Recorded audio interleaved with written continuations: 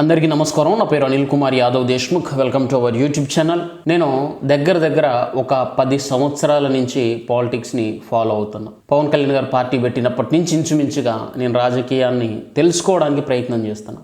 ఈ తెలుసుకునే క్రమంలో ఈ ప్రక్రియలో దాదాపుగా నాకు తెలిసి తెలుగు స్టేట్స్లో ఉన్న ప్రతి ఒక్క రాజకీయ పార్టీలో వాళ్ళ సిద్ధాంతాలేంటి, వాళ్ళ విధానాలేంటి, ఆ పార్టీలో ఏ నాయకుడి పంత ఎట్లా ఉంటుంది, ఎవరి కెపబిలిటీ ఎంత, ఎవరు ఏ విధంగా ఉంటారు, ఎందుకు ఉంటారు అనేటి కొంత అవగాహన, కొంత ఐడియా నాకున్నది. ఒక్క వైసీపీలో మాత్రం అసలు వీళ్ళేందో, వీళ్ళ విధానాలు ఏందో, వీళ్ళ పద్ధతులు ఏందో, వీళ్ళ అలవాట్లు, వీళ్ళ ఆచారాలు, వీళ్ళ సాంప్రదాయాలు ఏందో ఒక్కటి కూడా అర్థం కాదు. కనీసం సరే పార్టీ అధ్యక్షుడు, పార్టీలో ఉన్న మెజారిటీ జనాన్ని పక్కన పెడితే ఎక్కడో ఒక చోట ఎంత ఒక గంజాయి వనంలో ఒక్కటన్న తులసి మొక్క ఉంటుందేమో అని నేను ఎంతో ఆశగా ఎదురు చూస్తూ ఉంటాను. రాజకీయ పార్టీ అనేది ఒక గంజాయి వనం అయితే అందులో ఎవరో ఒకరు సిద్ధాంతాల పరంగా ఒక మంచి ఆలోచన విధానంతో ఒక మంచి హుందాగా ప్రవర్తించే వ్యక్తులు ఉంటారు.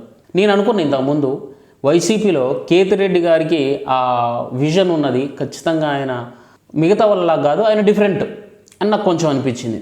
ఎక్సెప్ట్ ఆయనను పక్కన పెడితే ఆయన కూడా కొన్ని సందర్భాలలో ఆయన మాట తోలడం, ఆయన మాట్లాడడం, ఆయన కూడా టాకింగ్ పవర్ అవసరాలకు తగ్గట్టుగా ఆయన కూడా మారిపోతాడు అనేది నాకు తర్వాత క్లియర్గా అర్థమైంది.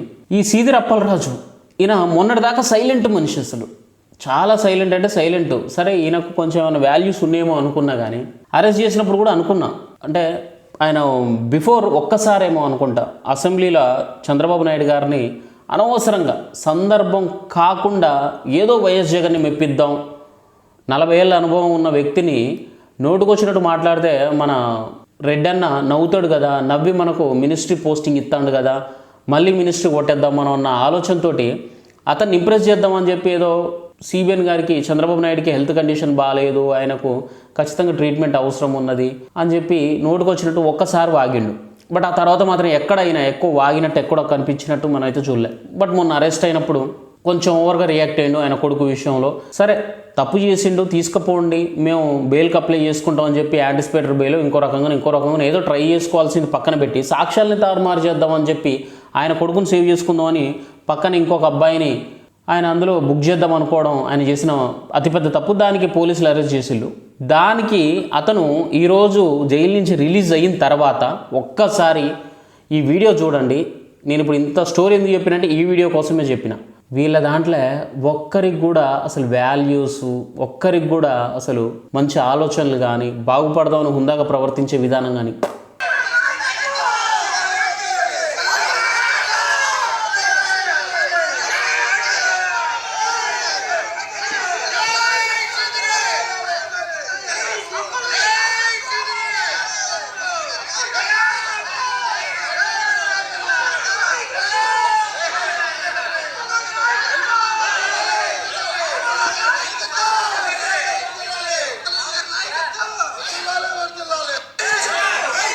కాదండి. ఈయనేమన్నా స్వాతంత్ర సమరంలో పాల్గొని జైలుకి వెళ్ళేసి బయటకు వచ్చినట్టు ఆ నినాదాలేంది, ఆ ఎత్తుకోవడాలేంది, ఆ హంగుల ఆర్భాటాలేంది. వాడు కొడుకు యాక్సిడెంట్ చేసి ఒకటి ప్రాణం తీస్తే దానికి వాడిని పనిష్ చేస్తే వీడు సాక్ష్యాన్ని తారుమారు చేయడానికి ప్రయత్నం చేసిండు. మరి బయట ఉంటే ఇబ్బంది అవుతుంది, ఇంటర్గేషన్ సక్రమంగా సాగదు, ఇన్ఫ్లుయెన్స్ ఉన్న పర్సన్ ఇతను, మాజీ మినిస్టర్ కాబట్టి ఇతనితో ప్రాబ్లం అవుతుందని చెప్పి లోపలేసినందుకు సరే ఏదో జరిగింది పొరపాటు, మరి నేను అట్లా చేసేటోని కాదు, నేను అట్లా చేస్తానని మీడియా ముందుకు వచ్చి మాట్లాడతాడు అనుకుంటే ఈ జెండాలేంది, ఈ మొత్తుకోవడాలేంది, ఈ ఎత్తుకోవడాలేంది, ఈ కథలేంది, అసలు అరే ఒక్కడికి కూడా కుదురుకుండరు కదా మీరు. అసలు ఒక్కడికి కూడా మంచి ఆలోచనలు, ఒక నలుగురు కలుపుకి వెళ్దాం, న్యూట్రల్ వ్యూవర్స్. మీ పిచ్చి మందు తాగే సైకో కార్యకర్తల గురించి నేను మాట్లాడట్లేను. అట్లా అని చెప్పి కట్టర్ పవన్ కళ్యాణ్ ఫ్యాన్స్ గురించి కానీ, లేకపోతే జనసేన అభిమానుల గురించి కానీ, లేకపోతే టీడీపీ మద్దతుదారుల గురించి కూడా నేను మాట్లాడట్లేను. Majority of the people neutral జనాలు. ఈ న్యూట్రల్స్కి కనీసం ఒక 5%కైనా దగ్గర అవుదాం మనం. ఎందుకంటే నా కొడుకుని ఇట్లా అరెస్ట్ చేసిళ్ళు, ఇట్లా తప్పుడు మార్గంలో తీసుకుపోయిళ్ళు, నిజంగా నేను ఎటువంటి ఫేక్ రిపోర్ట్లు తీసుకురాలేదు, నేను సాక్ష్యాలు తారుమారు చేయడానికి నేను ఎటువంటి ప్రయత్నం చేయలేదని చెప్పి జనాలకు చెప్పి కొద్దో గొప్ప సింపతి గెయిన్ చేసుకోవడానికి ప్రయత్నం చేయాలి. కానీ ఈయనేదో రాష్ట్రం కోసం ఆమర నిరాహార దీక్ష చేసి జైలుకు పోయినట్టు, లేకపోతే స్వతంత్రం కోసం ఇండిపెండెన్స్ కోసం కొట్లాడి జైలుకు పోయి వచ్చినట్టు. ఏంద్రీ ఏదో బిల్డప్ ఏంద్రం ఇది? అసలు ఈ షోయింగ్ ఏంద్రం ఇది? చేసిందే లత్కోర్ లఫోట్ పని, దాంట్లో బెయిల్ తెచ్చుకొని మళ్ళా ఊరేగింపులు, డప్పులు, దరువులు, డీజేలు, బాంబులు, తొక్క తోటకొరకట్ట బిల్డప్. ఎందుకు ఇదంతా? ఆ కొద్దో గొప్ప జనాలకు సింపతి కూడా కలగకుండా చేసుకుంటారు తెలుసా మీరు? మీ చేతులారా నేను చెప్పిన కదా, మీ పద్ధతులు, మీ అలవాట్లు నిజంగా నాకైతే అర్థమైతే సావరు. ఒక్కరిని మించిన ఒకటి సైకోగా తయారవుతారు మీ దాంట్లో. ఆ బిల్డప్, ఆ షోయింగ్ అవసరం మీకు అసలు? నా కొడుకు తప్పు చేయలేదు కానీ నన్ను అరెస్ట్ చేసి నువ్వు ఏదో చెప్పుకోవడానికి బొంకడానికి ప్రయత్నం చేస్తే 5% కూడా కనీసం 1% జనాలకైనా దగ్గర అవుతావు నువ్వు న్యూట్రల్స్కి. బట్ నువ్వు చేసిన దాన్ని చూస్తా అంటే కొద్దిమంది నీకు కనీసం మద్దతు ఇద్దాం ఈసారి అన్న ఆలోచన వచ్చిన వాళ్ళకి కూడా చిని అమ్మ గిద్ద సైకో నా కొడుకులు ఉన్నారు ఇద్దరు ఒక ప్రాణం పోతే వాడిని అరెస్ట్ చేస్తే వాడు బయటకు వచ్చి దండలు వేయించుకుంటాడు. మీరు గతంలో కూడా ఇదేగా చేసింది. వాడోడు డోర్ డెలివరీ చేసిండు వాడొకడు. ఇక్కడనే మన గోదావరి జిల్లా అనుకుంటామంది. డోర్ డెలివరీ డైరెక్ట్ శవాన్ని చంపి శవాన్ని తీసుకొచ్చి ఇంటి ముందు వేసిపోయిండు వాడు. వానికి కూడా ఇట్లనే దండలు వేసి సన్మానాలు, సత్కారాలు. సాగు కొట్టిన దాంట్లో అరెస్ట్ చేస్తే బయటకు వచ్చి జై జగన్, మై జగన్, అసలు మా జగన్ అన్న అభిమానులు అంటే ఇట్లా అసలు ఏం మాట్లాడాలో అర్థం కదా. ఇంకా నయం అప్పలరాజు గారి యాక్సిడెంట్లు, అప్పలరాజు గారి అబ్బాయి వర్దిల్లాలి అంటే ఇట్లా గుద్దుకుంటూ పోతాడు, చంపుకుంటూ పోతాడు, వాడు వర్దిల్లాలని చెప్పారు. ఇక మిమ్మల్ని గుద్దితే తెలుస్తుంది ఆ బాధ ఏదో. ప్రతి ఒక్కరు సావాలని నేను కోరుకోవట్లే, కనీసం గుద్ది మీ కాలో చేయో ఏదైనా ఫ్రాక్చర్ అయితే అప్పుడు తెలిసేది ఆ బాధ ఏందో. ఎతవల్లారా ఆ కుటుంబాన్ని పరామర్శించి వాళ్ళకి అండగా అభాగ్యులకు తోడుగా మేము ఉంటాం. మీ కుటుంబ బాధ్యత మొత్తం మాదే అమ్మ.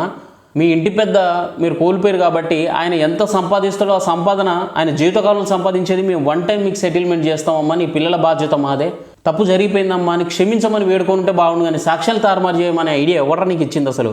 ఇదేగా పేపర్లు కొట్టేసిన తెలివి ఇట్లనే ఉంటుంది. ఇక స్పష్టమైనటువంటి అభిప్రాయానికి రావడం ఏమనొచ్చారు?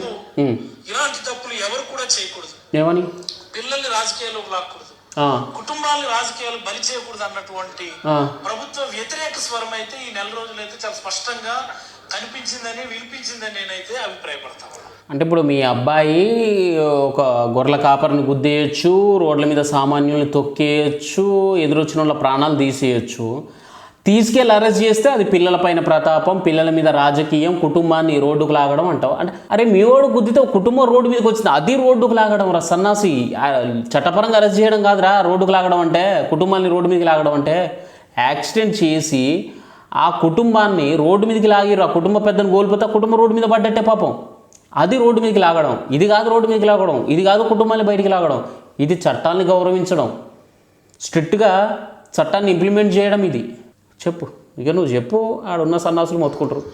తీసుకోండి, యాక్సిడెంట్లు అనేవి సర్వసాధారణంగా జరుగుతూ ఉంటాయి. బాధితులు ఎవరైతే ఉన్నారో వాళ్ళ పట్ల మాకు సానుభూతి ఉంది, వాళ్ళు ఖచ్చితంగా ఆదుకునే కార్యక్రమం చేస్తా. దీనికి there is no second thought. దీనికి చర్చ పెట్టాల్సిన అవసరం కూడా లేదు. Very good. అయితే నువ్వు ఇక్కడ చేయాల్సింది ఏంటంటే, యాక్సిడెంట్లు అనేవి సర్వసాధారణంగా జరుగుతాయి, చచ్చిపోతారు, సత్తనే ఉంటారు, బత్తనే ఉంటారు అని నువ్వు చెప్పకూడదు. కర్మవశాత్తు, దురదృష్టవశాత్తు అనుకోకుండా మా అబ్బాయి ఇట్లా రోడ్డు మీద వెళ్తాంటే తగిలింది, దానికి మేము ఎంతో బాధపడతాను. తెలుసో తెలియకో మా అబ్బాయి ఒక చిన్న పొరపాటు జరిగింది, ఖచ్చితంగా కుటుంబాన్ని క్షమించమని మేము వేడుకుంటాం, కుటుంబానికి మేము అండగా ఉంటాం, మేము చూసుకుంటాం అని చెప్పి నువ్వు మాట్లాడాలి. అంతేగాని సర్వసహజంగా సాధారణ యాక్సిడెంట్లు జరిగితే దీని మీద మీరు యాక్షన్ తీసుకోవద్దు. మావాడు ఇట్లా గుద్ది చంపుతాడు, నేను సాక్ష్యాలు తారుమారు చేస్తాను, ఇది కూడా సహజమేనారా మీకు? అంటే సాక్ష్యాలను తారుమారు చేయడం కూడా, గుద్దినోన్నేమో సేవ్ చేసి గుద్దనోన్ని తీసుకొచ్చి ఒక వీడియో గుద్దిండని చెప్పడం, ఇది సర్వసహజం, సాధారణరా నీకు సీదిరి పన్నా? బట్ దాన్ని తీసుకొని అత్యాయత్నం కింద కుటుంబాలను బలి చేయమన్నటువంటి ఎక్కడ మనం చూడము. ఈ సందర్భంలో ఇచ్చాపురం నుంచి తీసుకుంటే అనంతపురం వరకు, ఇచ్చాపురం డొంకు నుంచి తీసుకుంటే నెల్లూరు తడా వరకు అన్ని వర్గాల ప్రజలు. ఇదేమి వైఎస్ఆర్ కాంగ్రెస్ పార్టీ కార్యకర్తలు వచ్చినటువంటి నిరసన కాదు, అన్ని వర్గాల ప్రజలు, ఉద్యోగస్తులు, తటస్థులు, ఇతరత్ర మా మత్స్యకార సామాజిక వర్గం, అన్ని వర్గాలు కూడా ఏమిటి కేసులు, ఏమిటి ఈ దుశ్చర్యలు, ఏమిటి కక్ష సాధింపులు, ఈ పందా కొనసాగితే రాజకీయాలు ఎవరైనా కొనసాగలరా అన్నటువంటి ఒక స్పష్టమైనటువంటి భావన గత నెల రోజులు వచ్చిందని నేనైతే అభిప్రాయపడతాను. అంటే అట్లా కాదన్నా, ఇప్పుడు శ్రీకాకుళం నుంచి మొదలు పెడితే నెల్లూరు దాకా, అటు చిత్తూరు నుంచి మొదలు పెడితే ఇటు విజయవాడ దాకా, అటు శ్రీకాకుళం పలాస మీద నుంచి మొదలు పెడితే ఇక్కడ గుంటూరు దాకా, అంటే మీరు గుద్ది చంపండి, దాని మీద గవర్నమెంట్ యాక్షన్ తీసుకుంటే గవర్నమెంట్ పడిపోవాలని కోరుకుంటారు జనాలు. నువ్వు మాట్లాడింది అదేనా? ఇప్పుడు సిగ్గుండి మాట్లాడుతున్నావా, బుద్ధుండి మాట్లాడుతున్నావా, జ్ఞానం ఉండి మాట్లాడుతున్నావా? అక్కడ ఒక ప్రాణం పోయింది, ఆ ప్రాణానికి ఇచ్చే కనీస గౌరవ మర్యాదలు ఇదేనా మీది? రివెంజ్ పాలిటిక్స్ అని ఎవరు చెప్పింది మీకు? ట్రాన్స్పరెన్సీ పాలిటిక్స్ టీడీపీ చేస్తున్నది, కూటమి ప్రభుత్వం చేస్తున్నది. రివెంజ్ కాదు ఇది, రివెంజ్ పాలిటిక్స్ కాదు, ట్రాన్స్పరెన్సీ రూలింగ్. చాలా పారదర్శకంగా ప్రవర్తిస్తున్నారు, చట్టాలను ఇంప్లిమెంట్ చేస్తున్నారు. నువ్వు సాక్ష్యాల్ని తారుమారు చేసే కేసుల లోపలికి పోయి నీ కొడుకుని సేవ్ చేసుకుందామని పక్కనోడు కొడుకుని అన్యాయంగా బలి చేయబోయి నువ్వు జైలుకు పోయించినావు. అట్లాంటి నీకు ఇట్లా డప్పులు, దరువులు, బాంబులు, ఇది మీ పాలిటిక్స్, ఇది మీ రాజకీయం. అస్సలు వైసీపీలో ఒక్కడు కూడా సక్రమంగా లేడబ్బా. హానెస్ట్గా చెప్తున్నా, ఒక్కడంటే ఒక్కడు కూడా కరెక్ట్ లేడు. మొత్తం ఒకడిని మించిన దొంగలు ఒకడు. టైం వచ్చే కొద్దీ అసలు ఎవడు ఏందనేది బయటకు వస్తుంది. నిజంగా సీది చాలా సైలెంట్ పర్సన్, కానీ ఒకసారి సిబిఎన్ గారిని కామెంట్ చేసి వైరల్ అయ్యిండు, తర్వాత ఈ యాక్సిడెంట్ చేసి వైరల్ అయ్యిండు. ఇప్పుడు ఇక బయటకు వచ్చినాక ఇక ఘోరం. ఇక వీడి ఇప్పటి నుంచి వీడు కూడా చిల్లర అయిపోతాడు. నాకు అర్థమైన విషయం ఏంటంటే, ఇతను బీసీ సామాజిక వర్గం అయినా పర్లేదు, కానీ ఇతను ఇప్పటి నుంచి చిల్లర రాజకీయ నాయకుడు అయిపోతాడు. ఆ గుటకాలను వీళ్ళు నాని, పేరుని నాని, రోజా, ఈ అంబటి రాంబాబు, ఆ గుడ్డు అమర్నాథ్, ఈ ఎల్లంపల్లి శ్రీనివాసు, ఈ సన్నాసులందరి లిస్టులకి వెళ్ళిపోతాడు. కొడాలన ఆడోడు, వల్లభనేని వంశీ, వీళ్ళ లిస్టులోకి వెళ్ళిపోతాడు అతి తొందరలోనే. Thank you. జై హింద్.